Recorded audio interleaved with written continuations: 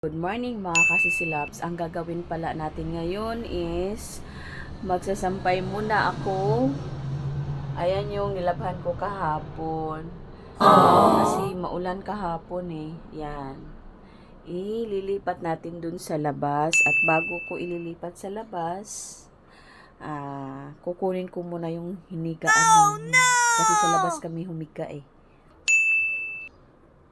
Diyan pala kami nakatulog kagabi. Dito kami natutulog kagabi dahil pag mainit sa kwarto, dito kami natutulog sa sala. Tutupiin ko na yan at aalis tayo. Pupunta ang palengke kasi yung rep natin, 1 taon na walang laman.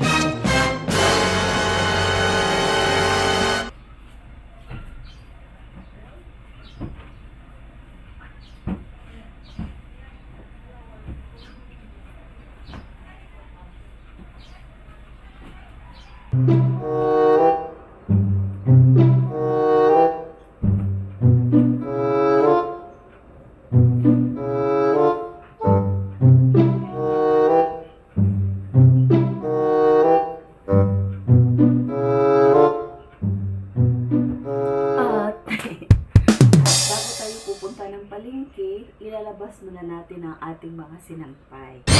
Tara!